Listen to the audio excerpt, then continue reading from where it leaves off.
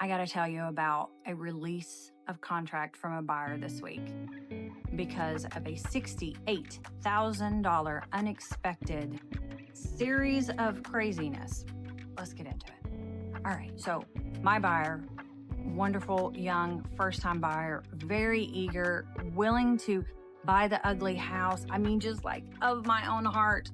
I love him so much. We found a small mountaintop cabin-y vibe that had a beautiful view. Now, it was grandma's house. It had some bits and pieces, but it had so much potential. He fell in love. He was like, let's get the house, whatever it takes. And I was like, whoa. Let me negotiate the best deal for you. And so we did. We got a good deal. Okay. Then inspections came. The home inspection was, par for the course. We knew there were bits and pieces, like I said. But then I said, you know what? This is not enough information, actually, because the home inspection, all it really does is they know, inspectors know a lot about like certain things, like a limited amount, like they know a wide umbrella. Sorry, I'm outside with traffic. But they don't know specialty.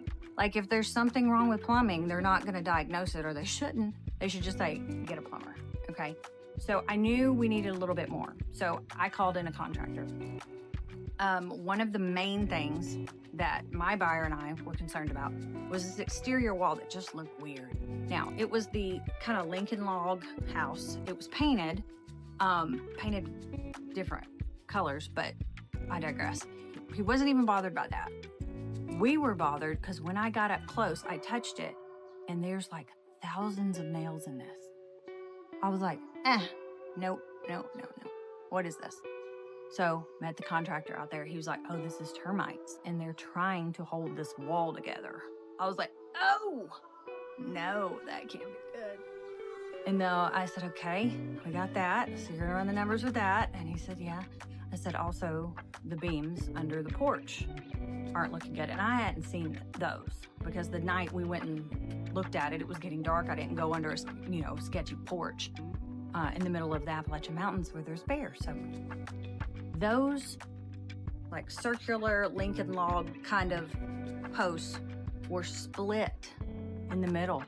And I'm not talking like a little hairline. I'm talking about all the way down, like a gap of like that much. And nearly all of them. And he's like, that's not gonna be cheap. Now, when we came up, it was very clear that the concrete steps were just like powder. Don't walk on them. Don't do it. Absolutely not. And so I said, obviously we got to do this. And the buyer will probably want concrete but let's talk about wood. He goes, that's not your biggest problem.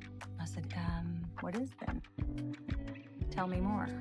And he said, that whole hill is eroding and pushing. And that's why that the concrete, which is porous, unless it's sealed right, and usually it's porous at some point anyway, from what I understand, disintegrated, and it's pushing, which means it's pushing on the stairs that will always push on the stairs unless a proper retaining wall is built, and it's also pushing on the house. And I was like, why do you hate me? And he laughed. And so later that night, I get an email. And that email, I was like, no, this can't be right. I looked at it, and it was broken down, itemized, and this was just those items. This wasn't electrical that was jacked up. We didn't even go inside because the buyer said, you know what? I have friends that do this, and this. I'm very DIY savvy. Let's just, roll with the outside. Give me that. So I'm thinking we're probably looking at like somewhere between $25,000 and $35,000 that we're going to need the seller to do something about. No, kids. That conservative estimate was $68,000. And that was just before you take the Lincoln log siding off. If it was horrible, you're talking about supporting the outside of the house while you rebuild that whole entire wall. Then the logs, then the steps, then everything. And the buyer's like, oh, okay. So I called and I explained to him, and I said, yeah, it's a lot. It's a lot. And I don't know if you want this much. I know you're excited about a job, but this is a big job. And in my mind, I'm thinking, this is an investor contractor job probably.